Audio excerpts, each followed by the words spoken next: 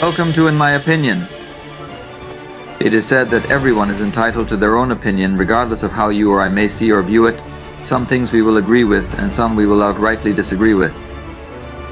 Some may spark a conversation or, God forbid, some may even spark an argument. But regardless which way the wind blows, like you, I am entitled to my opinion. My name is Tony Bogle, and agree or disagree, welcome to my opinion. Feel free to let yours be heard. For years, at least when it comes to Jamaica and the Jamaican music space, there has been a constant debate regarding the influence of music and the impact it has on its listeners. I could get all philosophical and start telling you about the scientific research and talk about the studies that prove that there is influence from anything that you are bombarded with for any extended period of time. But instead, I am going to take a more relatable approach with the hope of silencing the nonsensical argument that music is just music with little, or if most entertainers are to tell it, no real impact on its listeners, especially life-changing ones. Which, agree or disagree, from my analysis, music does have that impact. Music does have that power, in more ways than we are even recognizing. A fact that I aim to bring to life by the end of this presentation. Like I said a few seconds ago, along the relatable road is where this journey will take us, and with that being the periscope from which my overview will be derived, I will start with a question.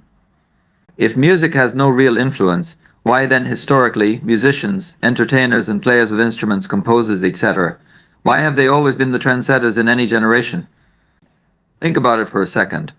Which other group of people, or which other profession, outside of sports and entertainment, have ever been responsible for setting any trend, in any generation as far back as history is recorded?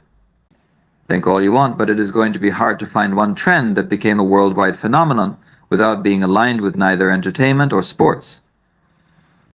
The examples are many, but for years the polo shirt have been a worldwide trend, and to whose credit, dreadlocks have become another worldwide phenomenon, and again, to whose credit, and because of what? One came from sports, the other from entertainment, and that is just scratching the surface. Have you ever noticed that every other industry utilizes music to propel their products regardless of what that product may be? Yes, music is that important, that integral. Used in vacation commercials, pet commercials, ads for products, services, and on goes the list. Music is intertwined in almost every aspect of our lives. And why is that so? I will answer for you. Because of its influence. Have you ever seen a political rally or campaign without music? That answer is no, simply because it is that integral to the intended goal. And even though politicians are in most cases the most powerful people in any space, have you ever heard their messages being randomly blasted from the speakers of cars and played in countless vicinities over and over and over again on a daily basis for months? Until almost everyone can recite the content, word for word and line by line? The answer again is no, so the point is simple. Regardless of the position held by anyone in any country or establishment, their messages are never transmitted via so many mediums with such frequency and consistency at any given moment when compared to musicians and their compositions. A fact that makes music the most powerful audible communication tool on planet Earth. So with that being an undeniable fact, shouldn't there be cautionary measures in place to keep such a powerful tool and outlet in check? Well, that would make all the sense in the world, but maybe that's for another world, but it's clearly not for this one, if we are to take the results as face value. Because with such power at their disposal, truth be told, the entertainment industry is, and has operated for years, like a nation about to be sanctioned by the United Nations, just doing as they please with little done to bridle them, or hold them responsible. Instead, the support has been unprecedented, with most of us allowing and supporting them on their quest. And when it comes to Jamaica specifically, it's as if the powers that be have allowed them, the entertainers and the industry at large, to do as they please, say what they want, when they want, and how they want, with no real accountability for their role in the deterioration of the Jamaican populace. I know some are going to be quick to disagree with such a stance, but to those I ask, name another entity, another industry, another corporation, worldwide or local, that has more influence than entertainment and sports. Name one, please. Some of you may not be old enough to remember some of what I am about to speak on, but I am old enough to speak on them, because I lived through them, and now understand fully what happened then, and what continues to happen today. Because it's debatable, but music and entertainers may just be the most powerful entity and individuals on planet Earth, at least when it comes to influencing the masses, and the evidence is insurmountable. Allow me to explain. I will start with the brand Kangle, the brand that many say evolved with hip-hop.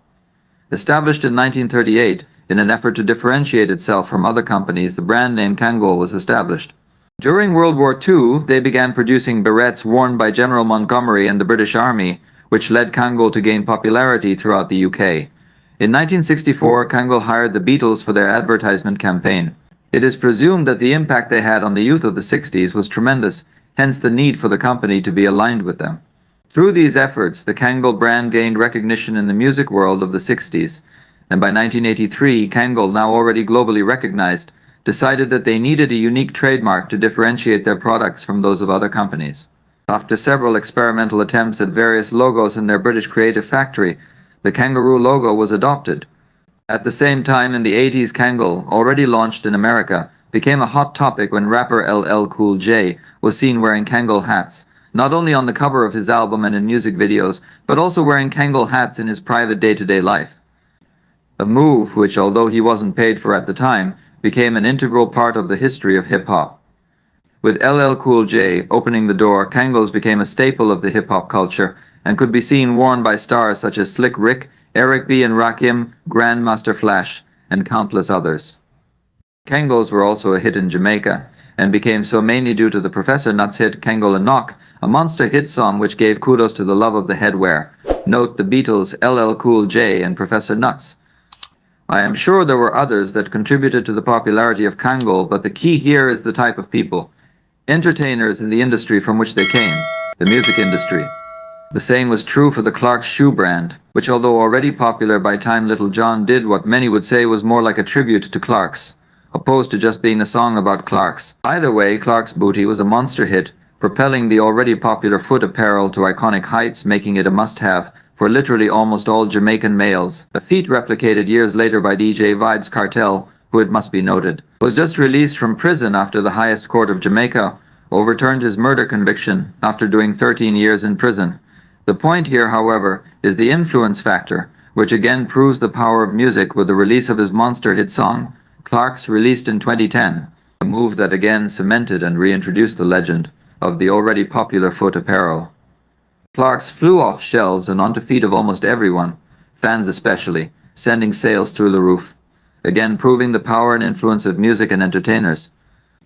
The examples of the influence of entertainers in these particular arenas is undeniable, because we can go all the way back to Fubu, G-Unit, S. Carter's, Apple Bottoms, Fat Farm, and on goes the list. All successful brands in their own right, and all propelling to record breaking heights due to the influence of music, musicians, and the power that they wield. With this being an argument that literally has no counter. Some may be quick to say, okay, fine. Entertainers and musicians do have some influence in that department, and yes, they are able to drum up support for brands and products. So yes, they do have some level of influence, but in the same breath, even with that agreed upon, there are those who would still want to act as if that is where it stops, when in truth, it doesn't stop there. Because let's be reasonable here, how much of a stretch is it to realize that the same individuals who influence trends and sales globally, how far-fetched is it to see that these individuals also possess the same power when it comes to life-changing or life-altering decisions?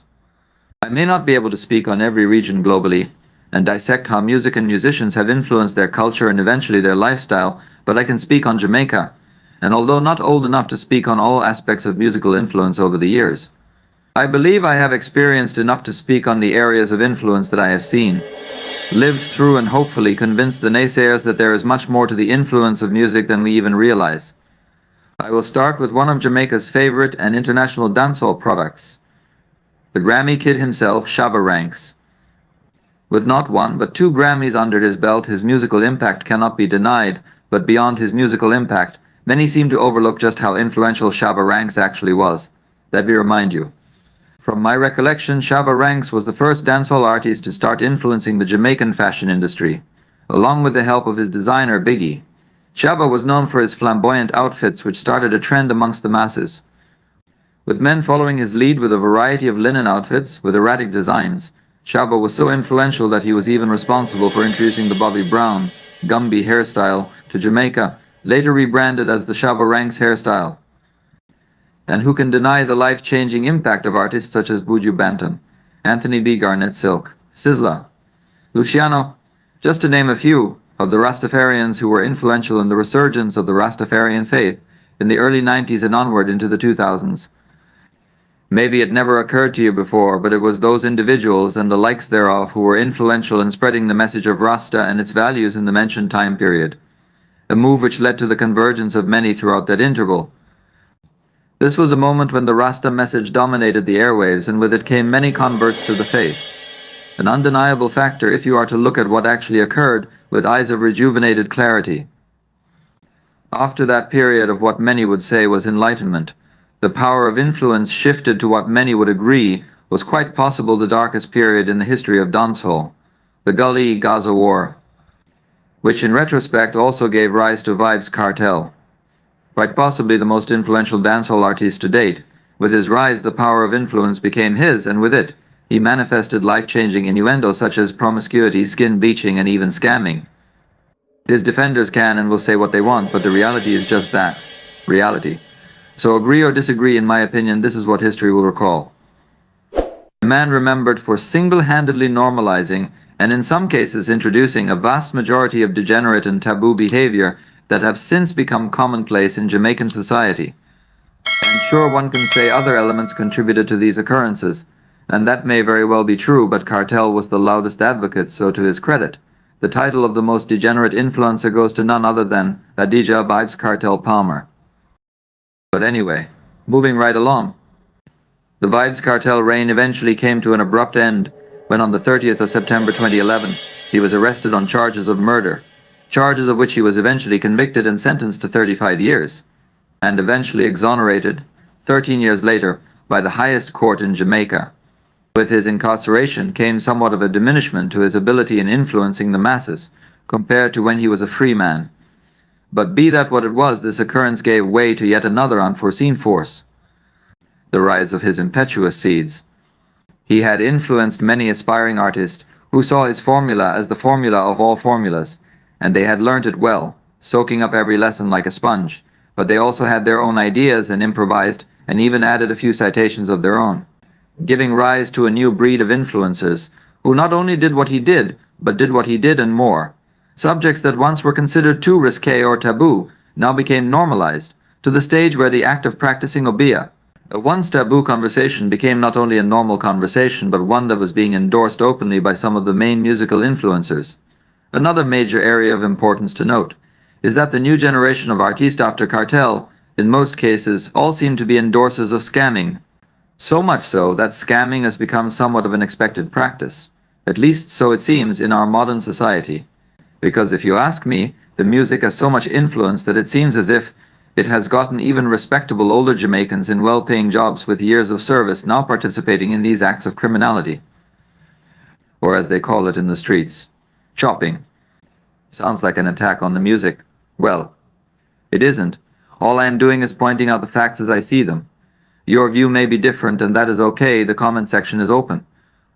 But before you add whatever amount of sense you are adding, be reminded that there was never this type of activity in corporate criminality until recently, when these chopper songs and the chopper mentality became normalized. So from my perspective, the influence is right across the board, and the main flag bearers, like it or not, is music and musicians.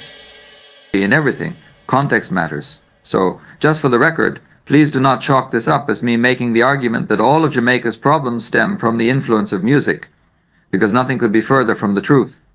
The power of influence is real, but so are the economic conditions, policies and decision-making, all of which are governed by a different source of influence, so please do not get it twisted.